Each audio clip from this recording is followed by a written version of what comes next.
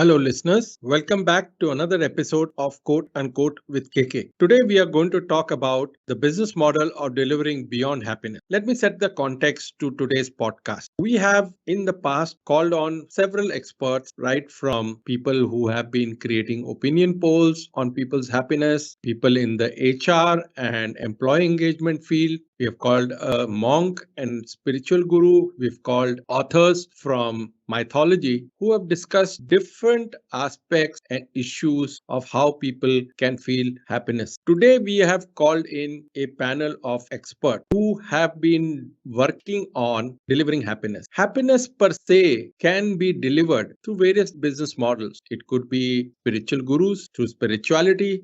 It could be through technology. It could be through various interventions in psychology and on the workplace and by the government. So to discuss and bear it open with you, I have called in Jenn Lim, who is the CEO of Delivering Happiness, and her India partner, Karan, Behl. Let me quickly walk you through their profile and what they have been doing in this space. Jenn Lim is the founder and bestseller author of Beyond Happiness and the CEO of Delivering Happiness, a company she and Tony Hesh, the late CEO of Zappos, co-founded to create happier company cultures for a more profitable and sustainable approach to business. Delivering Happiness started as a book which sold 1 million copies worldwide and evolved into business consultancy and global movement that has impacted and inspired hundreds of companies and organizations worldwide. In her best-selling book, Beyond Happiness, Jenn draws on her decades of experience in culture strategy to translate it into a practical how-to framework for more sustainable workplace and modern organization design. She guides all of us, no matter our title or role, how to live more meaningful lives through the work we do every day. In 2017, Jenn was selected to be on the Global Happiness Council of Work and Wellbeing, and in 2020, Delivering Happiness was placed on the Inc. 5000 list, becoming one of the fastest growing private company in the US. Jenn helped create the world's first series of culture book at Zappos.com and has featured in various TV channels discussing about it. In the past, Jenn has worked with several organizations in the US and around the world, including some governments. Let me also introduce Karan, who is their India partner. Karan is the founder and chief happiness officer of Happiitude, Asia's leading workplace happiness and well-being company. At the age of 26, he quit his corporate job and started his own business. This made him travel around 21 countries and work with people from various walks of life, culture and tradition. But very soon he discovered the success was not guarantee of happiness. He could see people silently going through this ordeal.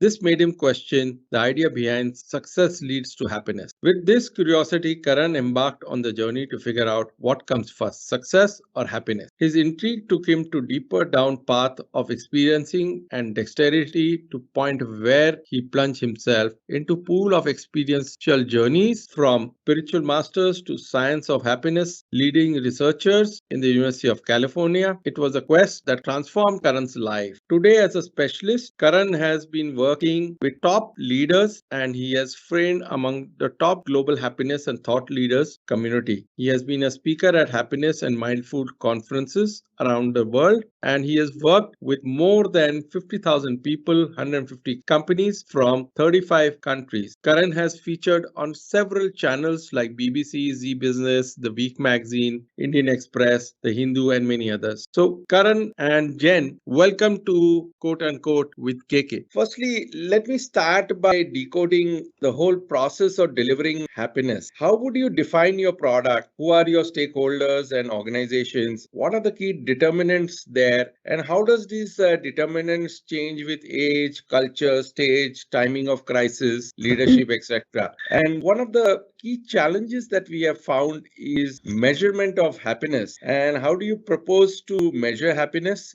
And how accurate are these social media models that use this listening tools using AI ML to measure emotions and happiness and report it? So I would love to get your both point of view and then let's dive deeper. Sounds good. That's a lot of questions in one.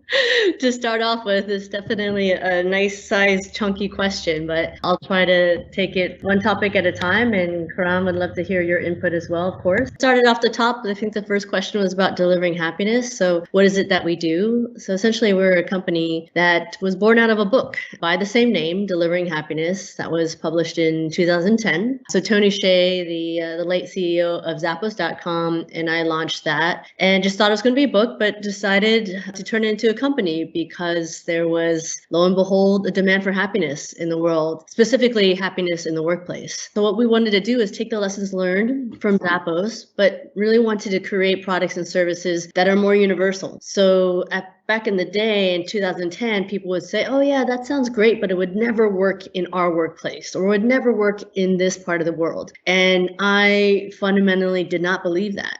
I had a belief that because it was scientific, because it's data driven, and because happiness is universal, that we could develop frameworks essentially and models to be able to be used across all the world universally and across all industry and no matter what size of a company and governments and hospitals, as you kind of mentioned. So that's what we've been doing for 11 plus years now, is helping organizations around the world implement these scientific levers of happiness so that they could see the end result and the outcomes of not just happier employees, but actually happier customers and therefore a more sustainable and profitable business. At the same time, what we're creating is more meaningful lives, more purposeful lives across every level of the ecosystem. So that's what we've been doing, is delivering happiness from a service model. And I love the book, which has been the inspiration to start your organization and your venture. So I wish you all the best. Karan, would you like to add to your journey on happiness and how you have been collaborating and working on with Jen? Well, in 2012, I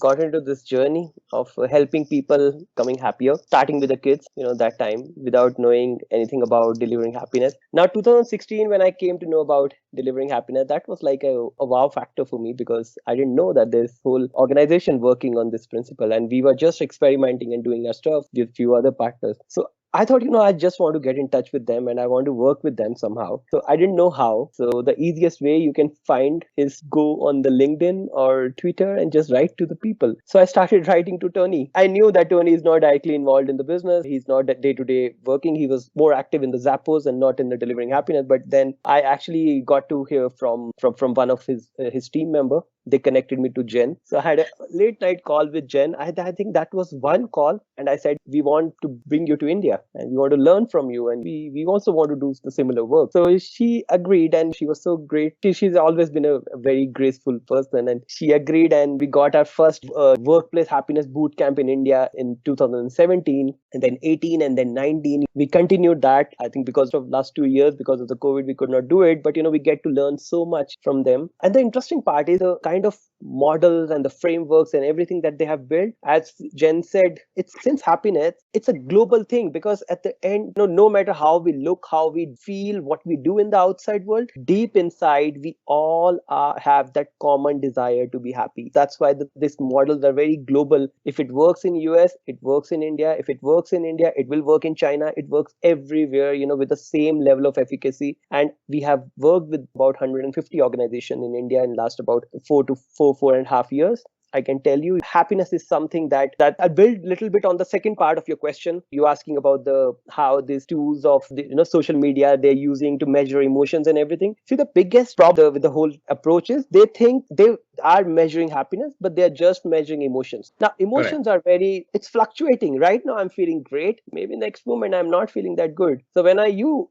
asking me about my emotions, end of the day, during the day, or, on my weekend, on the weekdays? So when they think about happiness, they're just thinking about emotion. But when we talk about happiness, it's a way bigger concept than just emotion. So I would prefer that Jen build on happiness first before I say my opinion, because when she's there, she's the right person to talk about it first.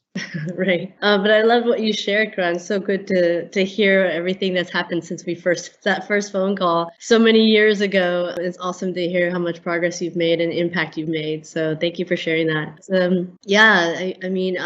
If there was not a science to it, if it wasn't measurable, I wouldn't be doing what I'm doing. I think think the biggest sort of impetus and why I became so passionate about it was because there has been a lot of data and research behind it. And with the science in the last couple decades of different studies from different scientists around the world, it really came back to the same fundamental things or levers that we call that actually increase sustainable happiness, so meaningful happiness, not rainbows and unicorns or party on the weekend type of happiness. Very extrinsic happiness is on the outside, but inside, internal happiness is what we're focused on based on the metrics. So the levers that go, all these studies really point to are pretty simple. And it goes to a sense of autonomy or control, a sense of progress, a sense of connectedness, so meaningful connections, and ultimately a sense of higher purpose. What are we doing in the world that's bigger than ourselves? What are companies doing in the world that's bigger than making money? So knowing that these levers are consistent across the world, of course, any company, whether it's in India or in China or here in the US, they can interpret it in their own way. But they're general enough to be interpreted so that it's specific and custom to their own environment. And that's where we start with the measurements. Because we're able to define the criteria of what creates actual sustainable happiness and actually measure those components, then we can actually compare and sometimes correlate to what matters to the business, like retention or attracting the right people or productivity and engagement, of course, and ultimately profits. So that's the large, overarching way we've been doing and measuring happiness. The key there is what I've learned throughout these years is that it seems that it can be subjective, but because you benchmark it and you're drawing a line in the sand, because what someone can say, rate how much progress are you making on a day-to-day basis? What one person says in India, like a 9, or what one person says in China, like a 6, yes, they're very different.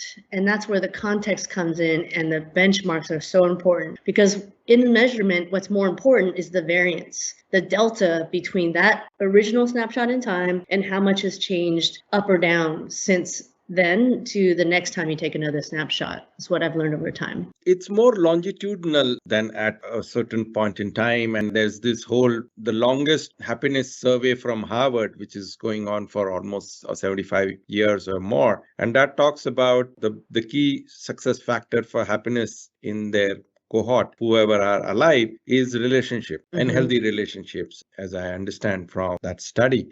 But when I have read your initial book with Tony and certain videos, you've talked about holacracy. What is holacracy? This is a new term that some of our listeners may not even be aware of. We know there is one end of autocracy and the other end is democracy in our country. So where is holacracy and what is holacracy? I wish if you could define that for us as well. Sure. So just to be super clear, holacracy is something that Zappos adopted over the years, but it's not something that Delivering Happiness, the company, that has adopted per se, because holacracy is actually one specific type of self-management and self-organization, of organizational design, essentially. Not very sexy or, in that sense, but basically one way to implement this whole idea. If you have more self-managed, self-organized type of organization, then you'll have more ability to adapt, innovate, make quicker decisions, have a more equanimity across the organization. Because one fallacy that people always think with holacracy in this type of organization is that there is no hierarchy at all, which is not true. There actually is still hierarchy, but it's organized in a way that it's more dynamic and flexible to the changes, whether inside the organization or outside the organization. So that's, again, just one specific type of self-management is holacracy, but something that Delivering Happiness hasn't really adopted 100%. We wanted to take what we believe to be workable and adaptable to all organizations, but holacracy wasn't one of them for us. But then again, there's other organizations around the world that do believe in self-management, do believe in self-organization, and have their own sort of hybrid version of what self-management or holacracy can mean. Hey, Karan, I want you to step in. We have problems with our own democracy. So self-management and holacracy, do you think it's going to be successful in Indian corporates or people who are going to to be adopting this management style or culture in their organization? See, I think it's a very fancy idea for most of the organization. I tell you why. In that, when we talk about self-management, we are assuming that self is very much aware and conscious of, how he or she needs to be. But most of the time, there are people, and the biggest problem with the self-management system is, like the virus enters your body. It's not my duty. Like COVID entered, who's going to deal with it? Nobody's trained to do that, right? Everybody's trained to do things they are supposed to do. So in a situation, uncertainties, it becomes even more difficult to deal with because the people are not fully developed, and there are people who always want somebody tell me what I need to do and I'll do it. But in a holacracy or a system like this, I'm supposed to take my own decisions, make my own calls. If I wanted to do that, I would have started my own business. Why am I in a job? I'm in a job because I don't know what to do with my life. You're a leader, you tell me what I'm supposed to do. So these fancy ideas work for smaller organizations and smaller teams in a very good way. I'm sure it must have worked with bigger organizations, like Zappos is one very good example. But in my opinion, in a country like India, this is a very, very difficult thing to even try, I can say. Because here we have a culture wherein we come from a culture of gods. We have God. We want that person to be someone which I can look up to, who can inspire me, who can tell me what I'm supposed to do, right? So I feel this is why, in my opinion, this may not be a successful idea in Indian context. I agree with both of you. Culturally, India comes from a guru shishya kind of a culture, guru and disciple.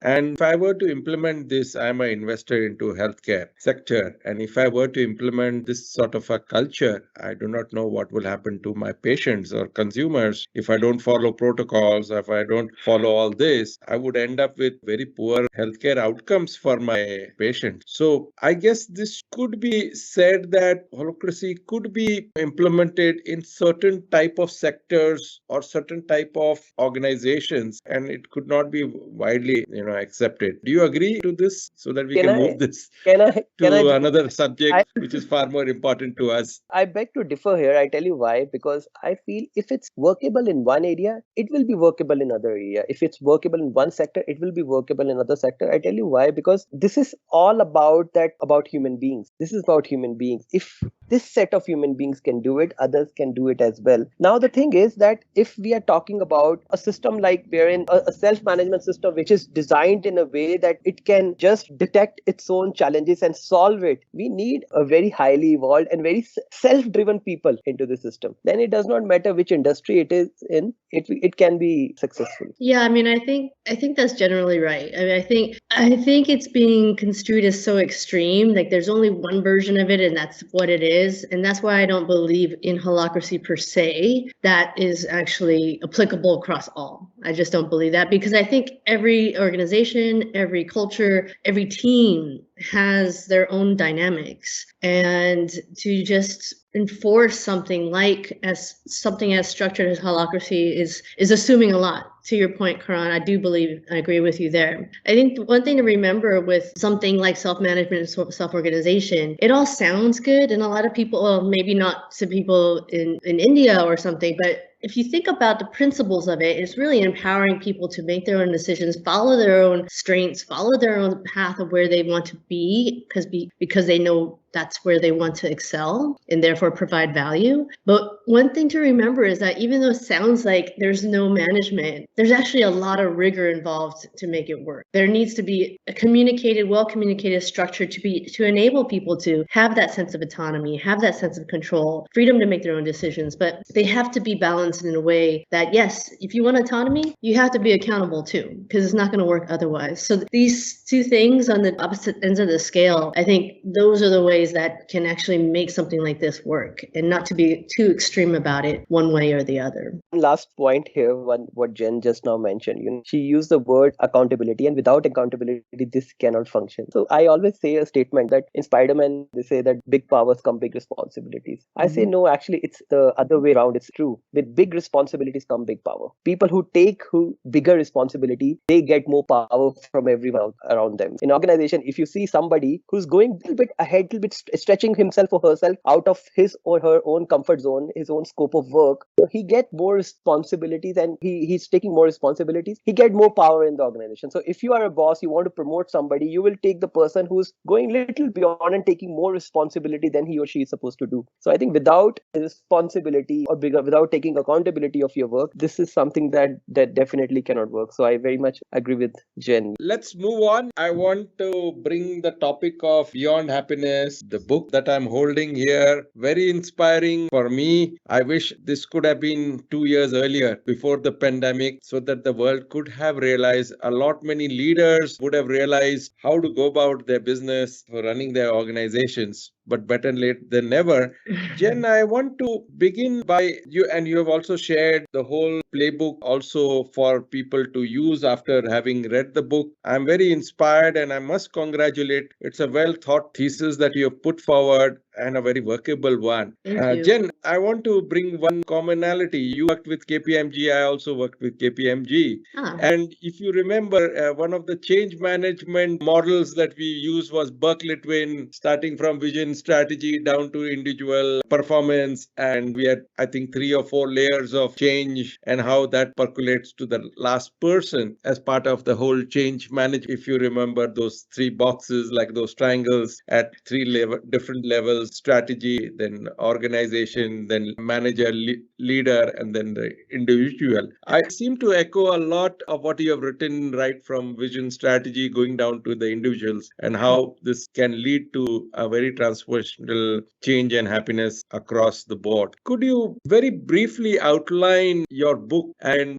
you have said this has taken years, so I'm sure this is a lot of thought that has gone in doing it. Would you help us, for our audience, what this whole book is about? And I'm going to put the link also of the book on Amazon. If those who want to purchase it are free to do that. Could you outline your thought process of how you put this whole book together as a lot of material, and then how you're also actually engaging with the readers beyond the book, which I find is another delight for me. Thank you for saying those kind words. And you have a miraculous memory for remembering all those things from KPMG. You're really jogging mine right now in trying to recall those things that seem to be on top of your head. But thank you for the kind words. It's actually funny / ironic that you said that you wish the book came out earlier, but if you can imagine, so the contract for the book was signed February of 2020, and it was based on an outline that was just really nice, tidy, everything was just so ready to go, ready to be written. And then, of course, the world got 2020, and Correct. Every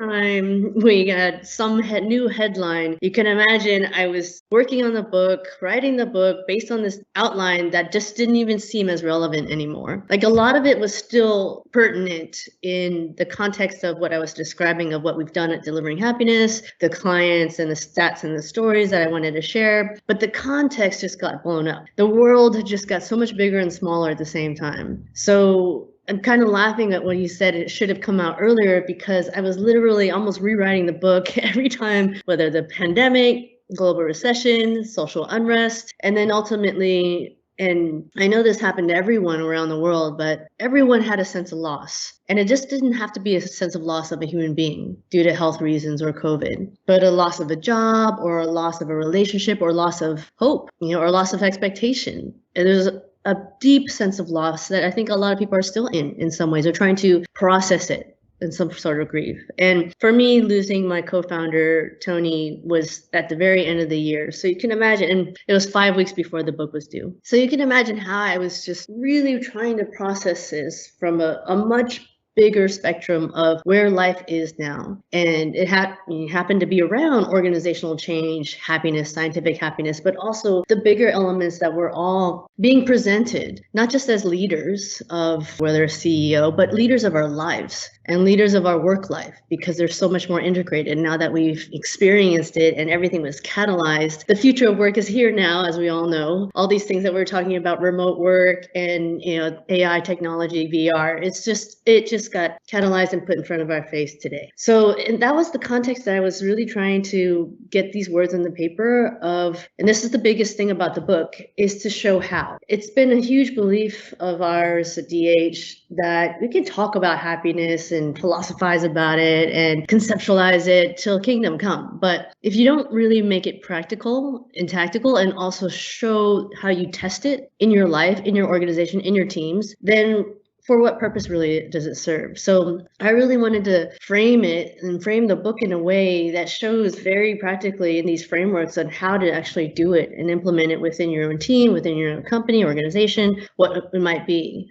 And I really wanted to make it people driven. So even though I have a framework in the front, which is called the greenhouse model, which contains all these elements of how to make it work, I frame it through the lens of people. And actually, now that you bring up the KPMG example, it's pretty much the exact opposite of what we were taught there from a methodology perspective, because my belief system comes from starting with the individual. So if you can imagine concentric circles, one of our major frameworks is me in the middle, we, which is our teams and company, and then community, which is our customers, partners, and vendors, anyone in our ecosystem, and now even closer to us, our society and the planet. So reversing like where we came from the KPMG standpoint, I believe it really starts from the individual. Because if we actually consider the investment we're making, if we consider them expenses, that's one thing. That's the model that, if you believe in that, you shouldn't read the book. If you believe that people are assets, that's how the book is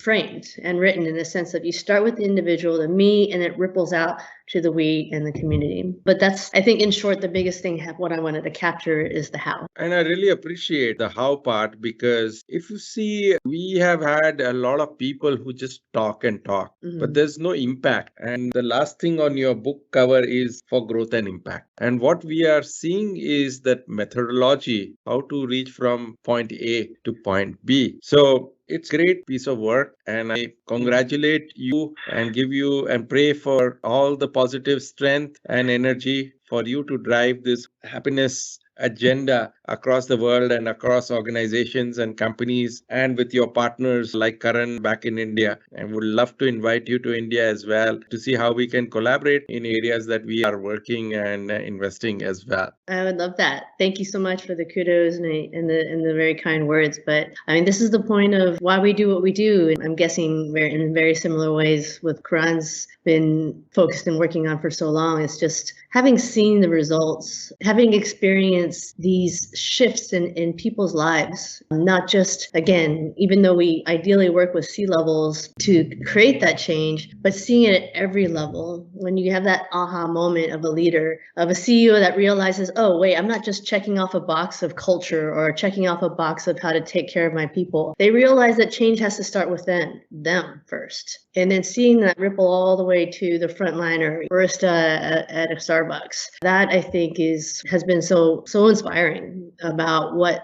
the impact can be, especially at this time of day, or this in our age right now of being 2 years post-COVID and everyone really digging deep and trying to understand, wait, why am I here again? What am I doing this for? Am I really spending these moments of my day most meaningfully, prioritized in the right way and grounded in who I am and what I believe in for myself and the people I love? So I think the whole conversation has changed around the world. Exactly. And I hope the things that I try to share in my book brings it to light in a way that it's not daunting. It's actually in some ways can be simple. It's not necessarily easy to do, otherwise everyone would be doing it, but it gets back into the simple needs of who we are as human beings and how we want to spend our time. Jen, I want to take two practical situations in the current context in the world, one in corporate America and one in political America. So I want to take up the subject of Twitter, the most unhappiest CEO, the most unhappiest leadership, and the most unhappiest board. And me sitting in India, one of the most unhappiest, that I actually deleted my Twitter handle and I moved to Indian microblogging site called Koo. So, and a very controversial leadership back in India in those days, which led us to delete our accounts. If you were called in today by Mr. Billionaire Tesla and whatever he is now, he wants to call Mr. Twitter or whatever and turn around this situation and make everyone happy. How would you go about doing it? That is such a hot topic, just because things are changing minute by minute with that situation. I think I just heard that he might be CEO for a while. Yeah. So then there's So much that. of uncertainty around the billions that he is spending. Such a heartburn for an individual who spends so much to ensure that what he promises he delivers on the platform. Yeah. So that what's tricky about that is because a lot about what happiness means to a company and to a culture is so based on the values and its higher purpose. So we have to ask, if let's just say he becomes CEO, and being the kind of leader he is, he'll probably want to, seeing what he's done with Tesla and SpaceX and all that, it's pretty much he's running the show. And so what you have to ask about that is what kind of people, if they want to be happy, would want to be a part of that show knowing he's running it. It's kind of like Apple. Would you say that everyone at Apple was happy or is happy now? I wouldn't necessarily say yes, even when Steve Jobs was still CEO. But did they feel like they were doing meaningful work? Did they feel like they were a part of a company they wanted to be, proud to be a part of? Those are different questions, but it doesn't necessarily mean they're happy about it. But it did fulfill some parts of their life in some way. So I would, if I was just to predict what's going to happen with Twitter, it's not really, I guess, in the sort of ethos or environment that's set up for happiness, unless Elon wakes up somehow and has this big epiphany that his goal in life is not to do all these things he's doing with all these different projects and go off on Twitter once in a while and get off on Bill Gates once in a while, but it's actually to make people happy. If that miraculously somehow happens, that'd be amazing. But something tells me that's not part of his DNA or his priority right now. And who's to say he's not happy? Maybe he is, and maybe some people part of the team. I also heard that he might bring Jack Dorsey in as part of the team. So, and I know some folks that created Twitter back in the day, like Evan. And so they were happy in their own realm, but it wasn't necessarily for the greater good of everyone's individual happiness per se, but it was, well-intentioned to create a product, create a technology that can impact people in an unprecedented way. So that's a form of happiness, but I really, like I said, I'm doubtful that that's where they would want to go. So you would need somebody like Tony to come in as CEO of Twitter rather than Mr. Musk stepping in as the CEO of Twitter and then cleaning the muck. Well, a CEO, like the companies out there right now that maybe not use the word happiness, but believe in culture, believe in their people, as well as believing in profits. Like, Airbnb has been doing a pretty decent job of that over the years, of prioritizing people in a way, even during the pandemic, even when they were having to lay off people, doing it with dignity and doing it with empathy. Those are the kind of leaders I think can fill in this happiness quotient in the way that they perceive happiness to be. So there's a lot of other leaders out there like that, but I think they really need to kind of have that self-reflection and realize that whatever they are doing is not just for themselves, but realizing what that impact is, not just within the organization, but outside of it too, in society and obviously our planet. Well put. I want to now talk about the political America. Another hot topic. Yes. When I was doing my podcast with the chairman of Gallup, he announced the first presidential rating of Trump, and he said that it was a 10-point dip. But currently, if you see the current president Biden's rating, that's even lower than what it was for Trump 2 years back, just around the beginning of the pandemic. And if you were called in, I know you have worked with various governments, both Karan and you have worked with various governments to actually create happiness ministries and a citizen charter for happiness. How would you advise White House to allay all this anger and unhappiness with the White House and the leadership at White House and what's happening in the world today? What a lovely question. I think we know there's a big difference between for-profit, nonprofit, private sector, public sector. And having worked with private sectors and public sectors, it's really easy to name the differences. But what people don't also identify is that there's also a lot of similarity. And where I found the similarities to come from is that it comes back down to the leader and the leaders that are appointed underneath the grand leader. So in our case, President Biden. And like any other organization, government, and therefore the people that they're responsible for, will go through its ups and downs. There's just no doubt about it. Like any company goes through those ups and downs, any hospital system, during COVID especially, any government will do the same thing. But the big difference, I think, in a healthy kind of leadership is to be able to create an environment, and this is through communication, this is through appointing the right leaders that also understand what it means to be a good leader, so that being as transparent as they can, acknowledge that, look, there's no possible way we can solve every problem. There's no possible way everyone can be happy out of this. That's just not the way, companies are run, and therefore governments can be run either. But there are things that we as an organization or as this government believe in. And if you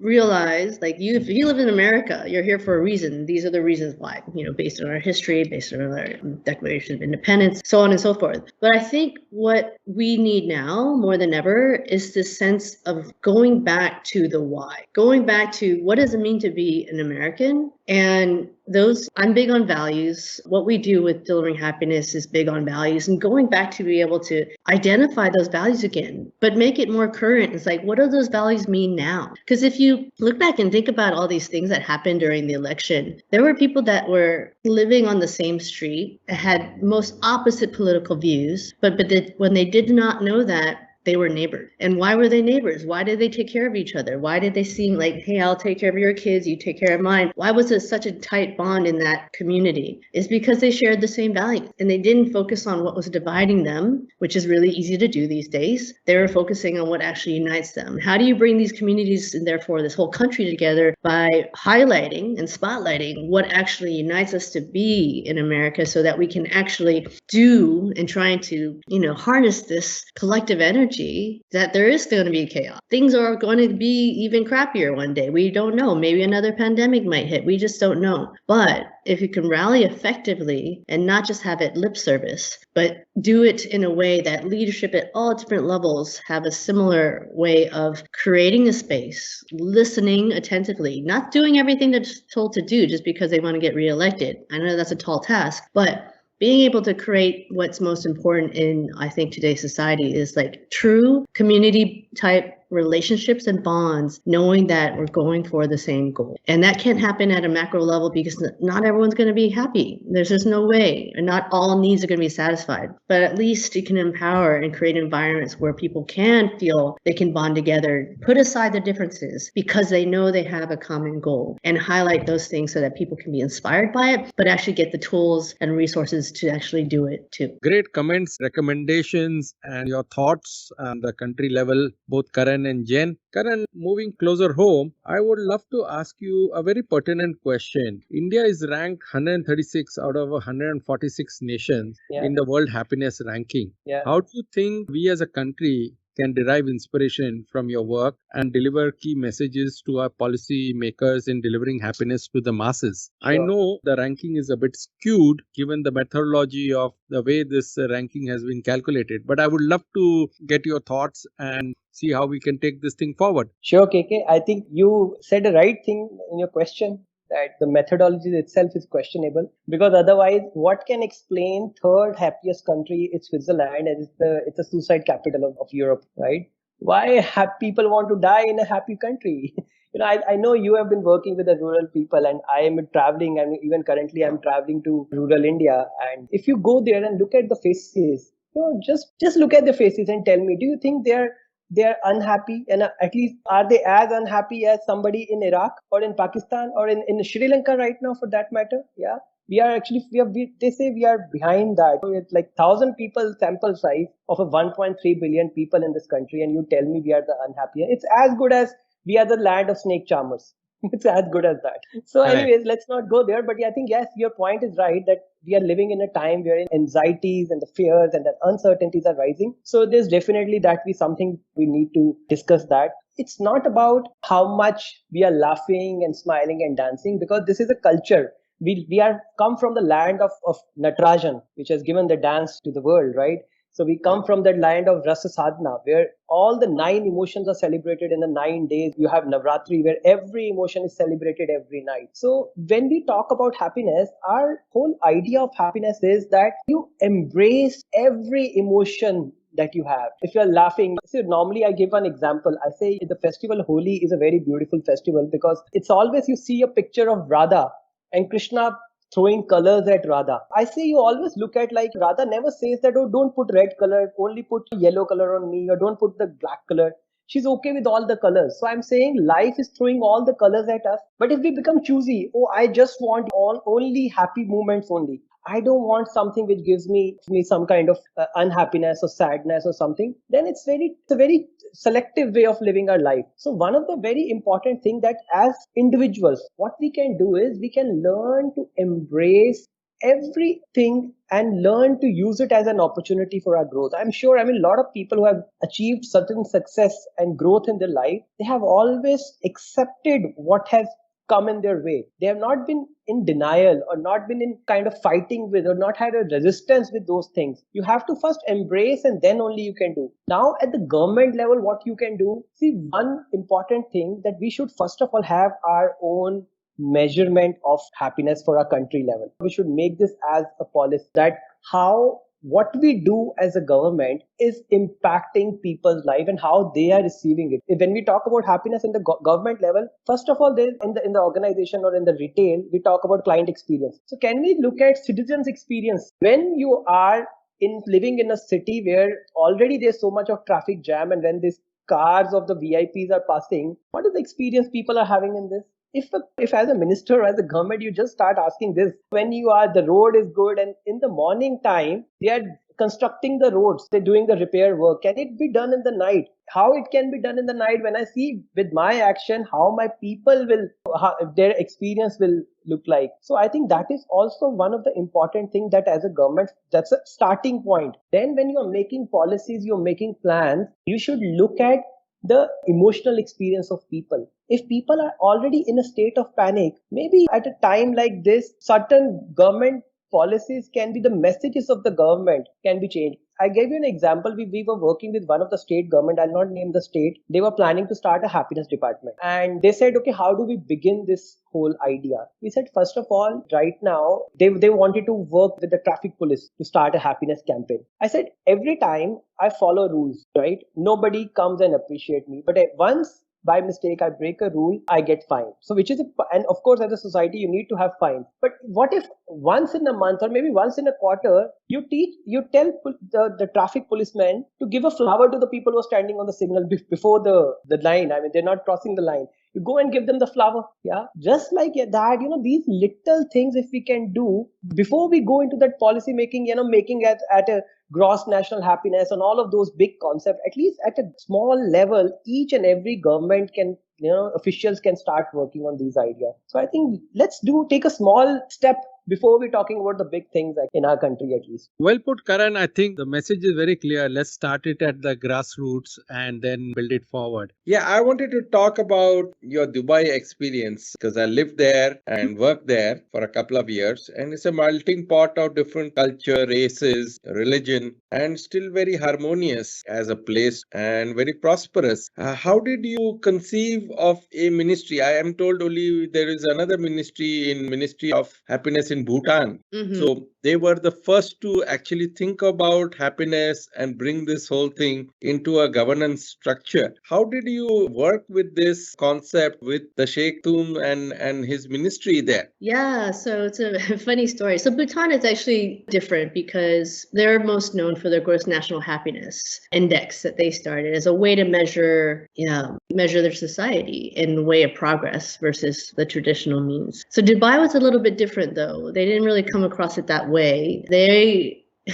Funny enough, of all places, I met the representatives from their government in Wisconsin.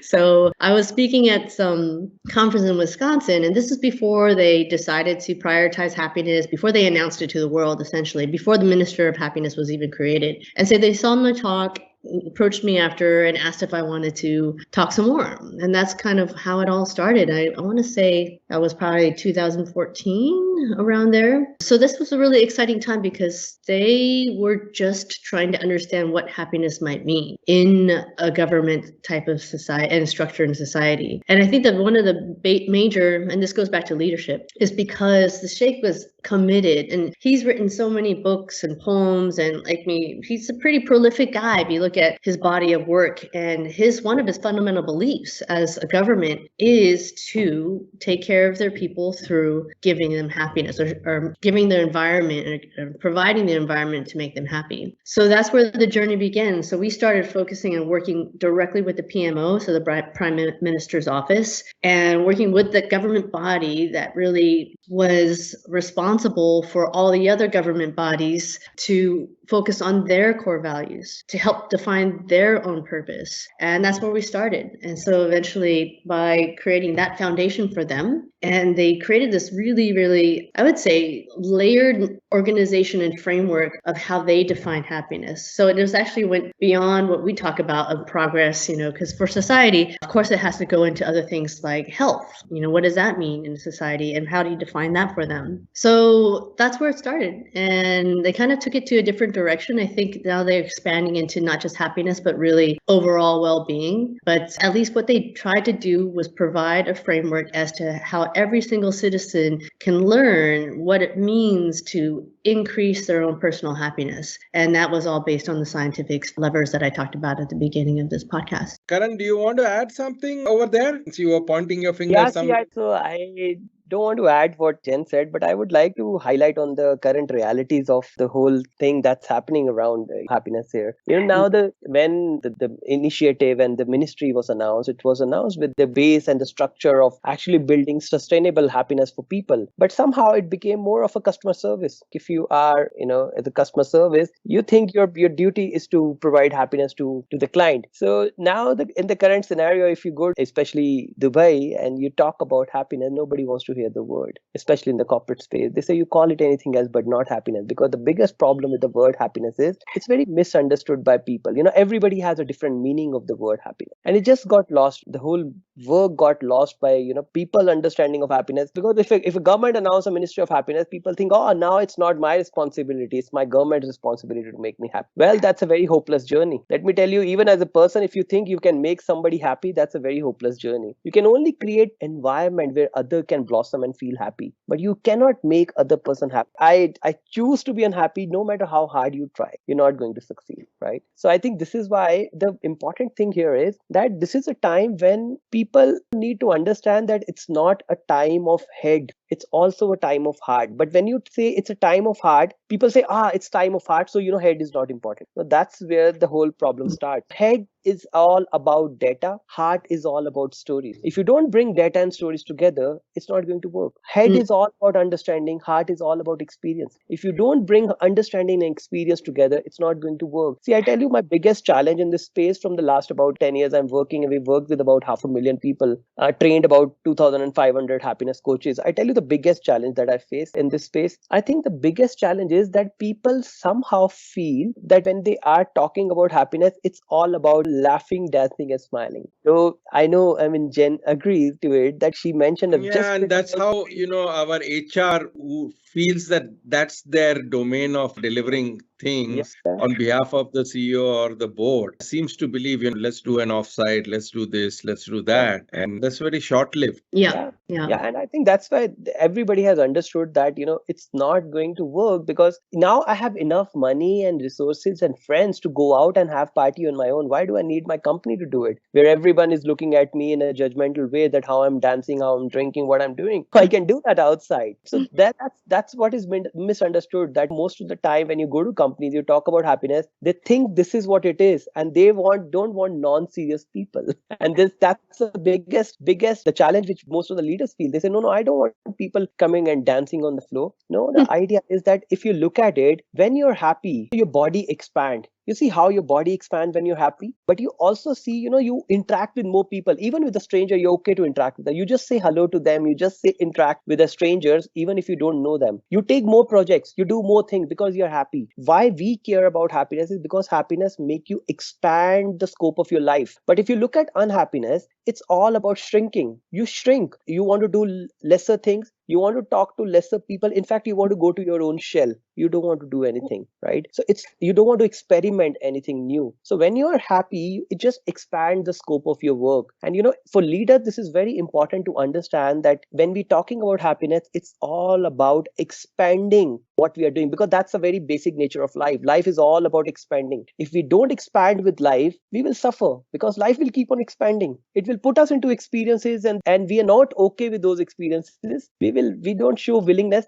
we will suffer. So that's the whole idea of when we are talking about happiness. Now when you're talking about the government level, whether it's Dubai or anything, it's all about expanding. Now it's not just about, like you talked about the US as a country. What more you can expand materialistically there? It's already all the resources, the luxuries and the comforts and everything is there. What more you want? Now the idea is that internally, if people, that intrinsic happiness which Jen was talking about initially, now this is the time when government and the corporates need to address this intrinsic happiness of people, not just the extrinsic happiness. So this clear-cut demarcation in their understanding is very, very important. When I'm making this plan, making this policy, setting up this whole committee on thinking about happiness, am I talking about extrinsic happiness, or am I working on the intrinsic happiness of people? Yeah, I mean, and I think that what you're saying is it goes back to, it is a leader's role to actually define it that way, because it's all, I mean, being in the space for so long, of course, the natural tendency is to associate it with those extrinsic things like the parties, like rainbows and unicorns, like happy hours or whatever,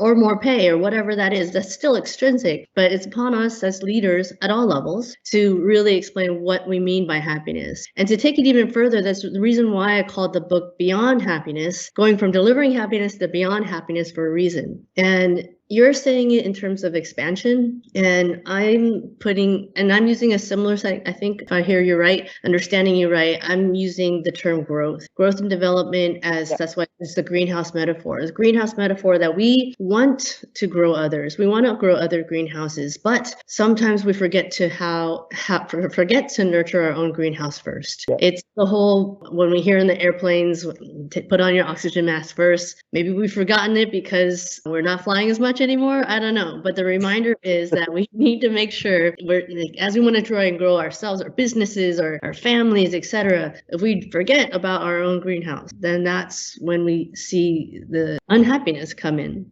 And to take it again to the level of why I called it beyond happiness, just to kind of build upon your points, is that it's not just about those highs. It's also about our lows. And it's also understanding not just our strengths, but also our shadows, things that we might have pushed away, swept under the rug, things that happen in our life that we say, oh, we don't need to try and address that because I don't need to, or it's just like something in my life I don't want to try and understand because I don't need it. But those things that we suppress are actually in the way of us actually growing in the ways that we're talking about. So that's why I believe in this more holistic, not just happiness, not just highs, but also lows, to live a more fulfilling life, because we can embrace those things that sometimes we don't want to think about. But if we can have a more holistic view on it, then we show up, and this is the big thing, authentically as our true self. And that's one of, like, back in the day of philosophical times, one of the descriptions of happiness or definitions is not just also having a sense of progress and purpose, it's being your inherent self, your disposition as you were born in, and therefore that one that you want to grow. And that's why I think we are right now with society, especially after COVID and going through all these things. People want to be who they really are and what they can grow to be. To shift gears on having a new movie called Avatar, and it's opening up something called Pandora, on a planet called Pandora. And we have also got Mark Zuckerberg saying, okay, I've got metaverse. If you are unhappy with your physical world, welcome to my virtual world. and be happy. And people are actually buying into this metaphysical and physical stuff which can give them happiness. Is it true? Because the character even in the Avatar movie is unhappy with his health and his physique, but he becomes something very different in at Pandora, and he wants to actually keep on going there. Do you think technology disruptions like this could actually change the whole psychology of happiness? Because $10 trillion dollars, as per report, is being betted or is going to be the size of this metaverse where people are going to be happy and people are going to spend, people are going to buy. I don't know what they're going to buy. All very virtually, people are going to buy and people are going to be happy. That's the promise given by Mark Zuckerberg. I don't know his detailed strategy or his plans to execute, but I would do, when you bring up Avatar as a movie, I immediately think about Matrix, because it's kind of like, are you going to take the red pill or are you going to take the blue pill? Like, which reality? You have a point there as well. So I think that's still very much relevant, if not more, as these metaverses or whatever. Let me just different kind of technologies, AI, VR again.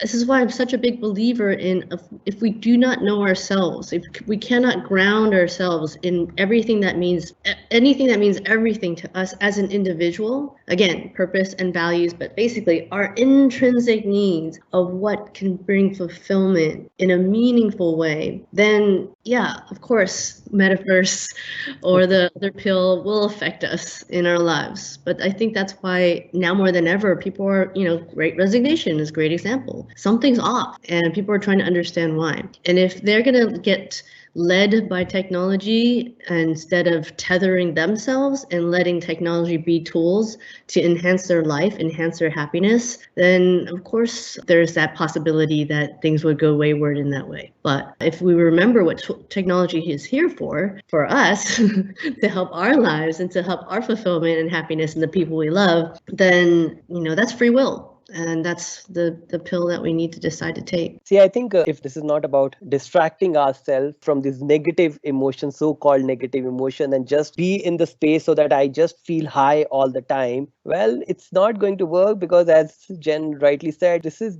feeling low sometimes is also part of your growth. It's not just always feeling high, because if you know, I'm sure KK, you know that in India dies in a family, there's a 13 days of grief period. Now, in these 13 days of grief period, you're not supposed to even have anything that gives you pleasure. Like, you would sleep on the floor, you don't eat food which has salt in it, you do everything so simple that for the next 13 days you just be in that grief, because grief is an emotion that need to complete its cycle. If you do not let it complete the cycle, the grief will show up in different ways. So we have this whole idea of this whole concept of rasa sadhana, which is a science of emotions, we would say, which says that if the cycle of sadness is completed, only then it becomes compassion, and then it becomes peace, and then joy.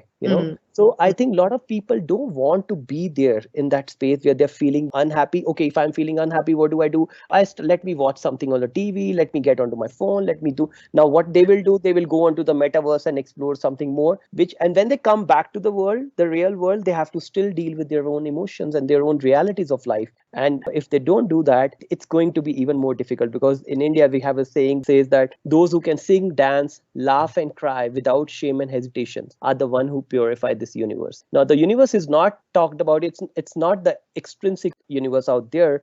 It's a universe in here, our own universe, in our understanding, our reality, our thoughts, our emotions, our ideas, our beliefs, our values create our own universe. So, so if we don't give complete validation and embrace how we feel or what's happening in my life and try to run away from it, life will bring me back to the same reality that I am in, and it will make me face that reality. But by the time the time has gone, it has become a little more harsher, and I've lost my ability to deal with it. Then it will become even more difficult. I love that you bring that up, Karan. I really do, because you're bringing up examples in your traditions in India, but the reality is, like, these kind of traditions and rituals have happen around the world historically since our existence as human beings, and what has been lost, and not just because of technology, is also like through like even with the industrial age, that was a different sense of like where those kind of rituals were lost. And here we are now,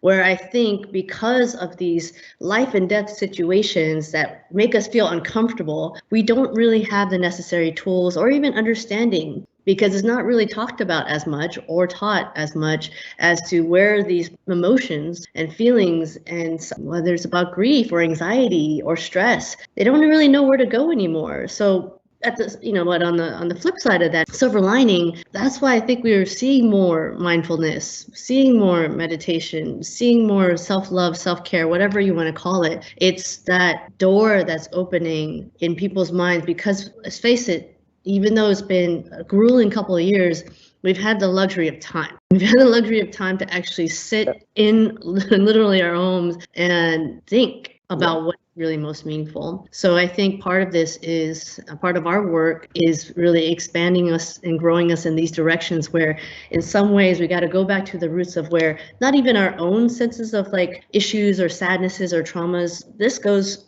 ancestrally throughout our lineage and is within us as community, as individuals and within our communities. So that's why I'm really excited that people are recognizing that this is not woo-woo stuff anymore.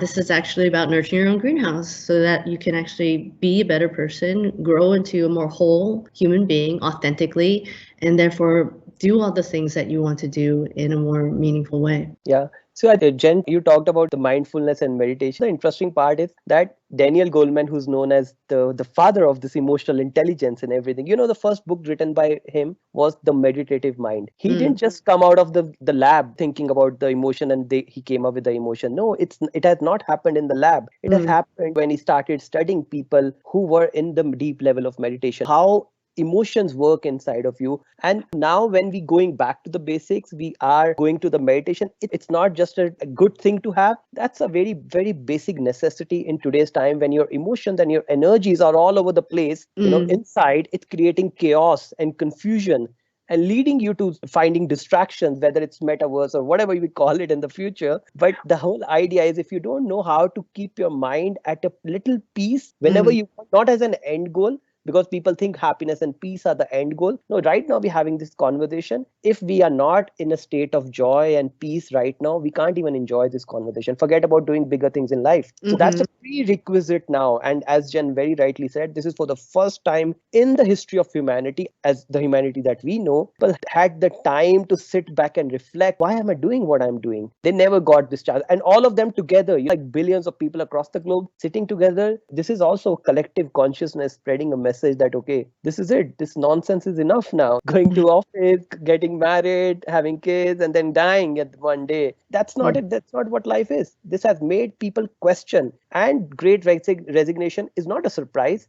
This is a result of when you sit back and start reflecting why I'm doing, and you're person sitting in Mumbai or in New York thinking that why am I wasting 2 hours, 3 hours every day in driving, going to work, earning money which I'm going to use in the party in the night, and then at the end of the month again being broke, and then restart the cycle next month again. Yeah, I have a very counter view to this whole the great resignation. This 2 year under lockdown was a big vacuum. Kids, they did not study. Employees, not physically there at work, maybe mentally executing the work, but not physically interacting to work. And what I'm seeing now, as the bubble is bursting, people are coming out of their bubble. I'm finding our kids, as parents, I'm finding kids actually struggling because they have actually skipped the whole rigor of 2 years of education under lockdown, being virtual. And that is what I was trying to say. This whole virtual world and this creation of metaverse is actually getting people to shirk away the way they would have lived a normal life. And that is what is the reality that's hitting back now. And then you're seeing these people wanting to resign, people wanting something different, blah, blah, blah. So in a way, I was also trying to talk about the metaverse as something which is so virtual that people are actually feeling that that's the reality as well. And They want to probably go into that reality. It's not there at this point in time, even in the new normal. What are your views about it? Well, I think that, and just to make sure it's coming out clear, I'm not saying people aren't struggling. I actually fully believe that people are struggling, and in different, whatever you want to call it, with depression rates, with suicide rates, with Adam Grant calls, well, it wasn't his word, but it's a sociology and 20 years ago that came up with the term languishing. In different levels across the world, it has gone through this, and still a lot of us are still in those modes of psychological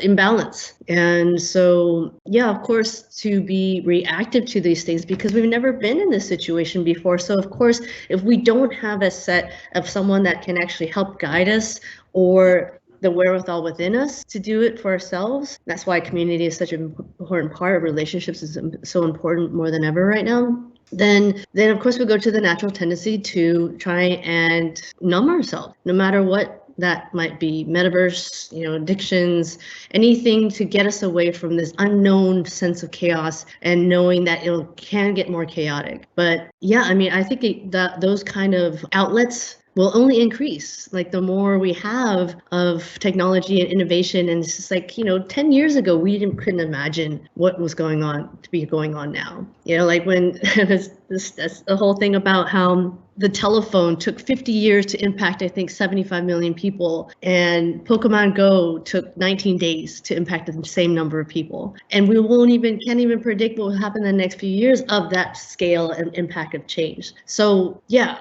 I just think that to be able to be conscious about it and to be present in acknowledging that we don't know and we cannot control, but to be able to let go of what we cannot control and adapt and embrace and control what we can. I think that's a big part of where we live in this, what I call the adaptive age.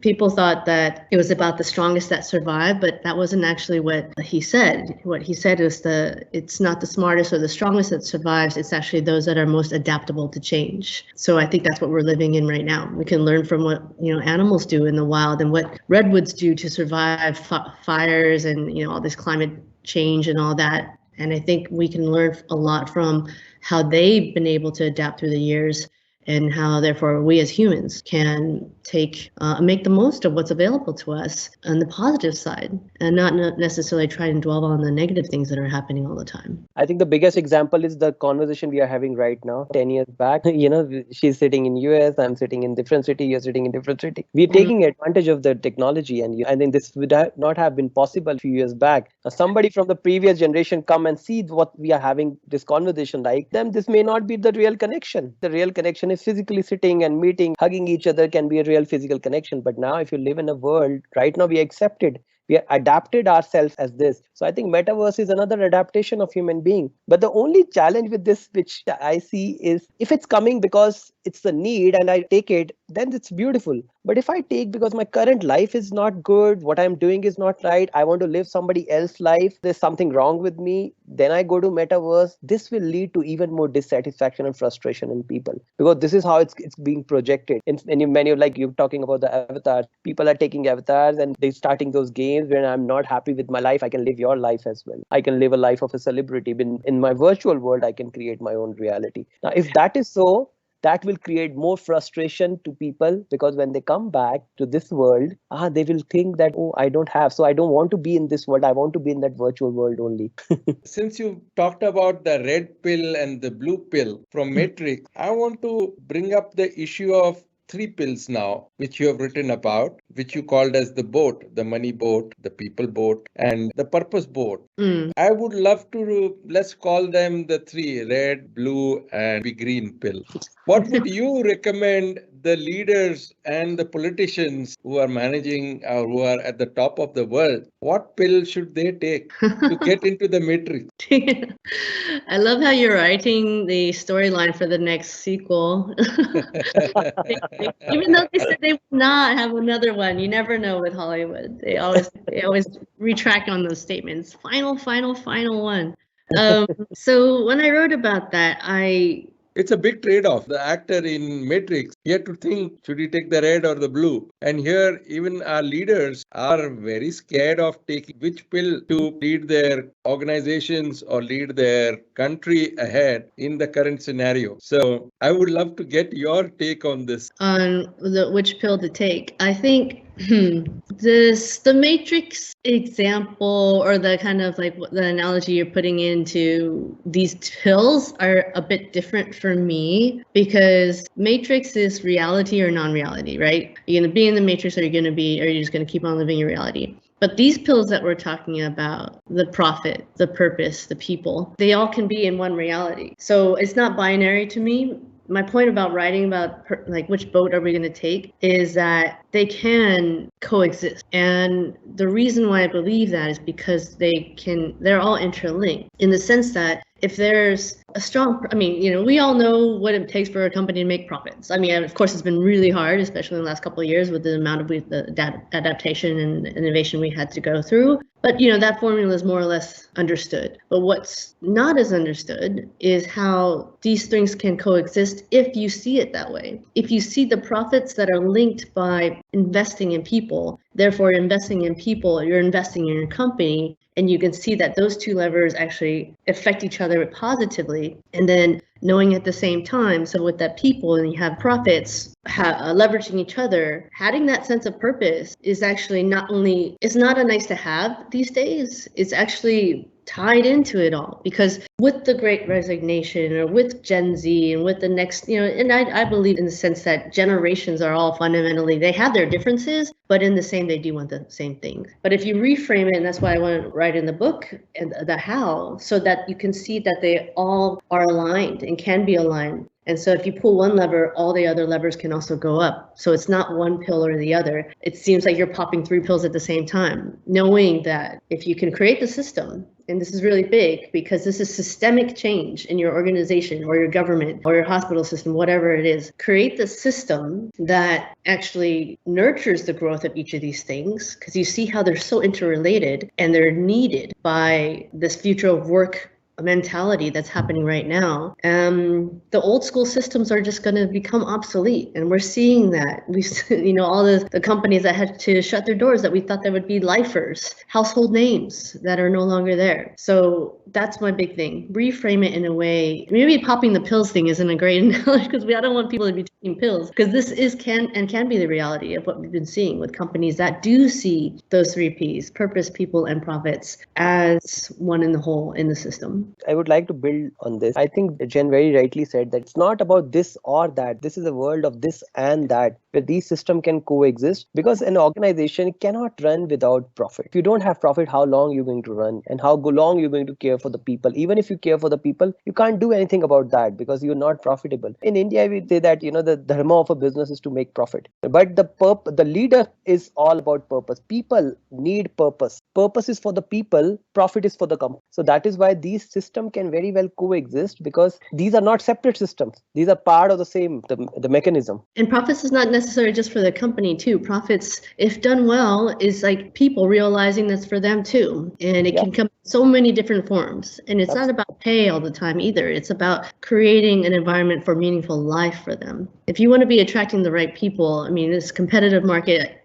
in the States here, we've had the most number of people, 4.5 million people quit last month. At the same time, there's more job openings than ever. And this is ever in terms of when they started capturing this data 20 years ago. So that means something, that people are standing up for whatever reason, flexibility, more pay, more purpose, and there's more opportunity in some ways if you choose to see it that way. And that's why it's like when those companies that can create the differentiator of saying, we're not just here for you we'll give you more money, we'll throw in extrinsic stuff at you, we're here for you as a human being. That's where you see the sustainable long-term thinking that I think a lot of companies out there, like Microsoft's been doing a good job of investing and reskilling people and not thinking about the negative of future of work and technology, but spending millions of dollars. Google, same thing, and reskilling their people so that they can be a part of it, be a part of the change, and be a part of their growth for everyone. Jen, last question. I'm afraid we are running out of time. So it was happiness, delivering happiness. Now it's beyond happiness. What's next in your sequel? Well, it seems like you're really good at creating sequels for storylines because you created one for Matrix with 3 pills. Beyond Happiness, to me, it's like, so this evolution from delivering it to beyond, and when I'm talking about being whole and authentic, I think the most natural part and place I want to be in evolving this is, and I know this is a big word to some people, it's just like, what are you talking about? But the tie into humanity. And again, it's part of that coexistence. It's not just happiness, it's happiness and what? And I think we are all in a place that we've seen pretty dark times. Some of us the darkest we've ever seen. But we've also seen a lot of light. And in those extreme situations, as individuals, we see the real selves come up. As companies, we see the real DNA of a company come out. And I know that by having gone through these very extreme times, that sense of humanity beyond what we see in social media and in the news because of what negative we see, there's been a lot of that. And I think that needs to be showcased and highlighted and rewarded and recognized in a way that it becomes a part of who we are and what we do at work and therefore life. So happiness and humanity, I believe, is where the future. Your next sequel is going to your next title of your book. Great. Yeah. It's been pleasure talking to both of you. I really appreciate giving this time, and Karan, so early in the morning for you and me, but it's worthy waking up early in the morning and talking about happiness and going beyond happiness and virtual happiness as well. I wish when metaverse goes mainstream in this whole universe that we live in at this point in time. But I wish both of you all the very best and look forward to hosting you when you're in India as well, Jen. And Karan, let's catch up. And thanks so much for being part of Quote Unquote with KK and talking about a subject which is so much required for this world. Thank you. Thank you, Karan, for your insights. I loved hearing them. And KK, thanks for the invite. I loved your very thoughtful questions. Thank you, Appreciate KK. It was lovely talking to you. And thank you so much, Jen, speaking to you after a long time. Yes. Bye-bye.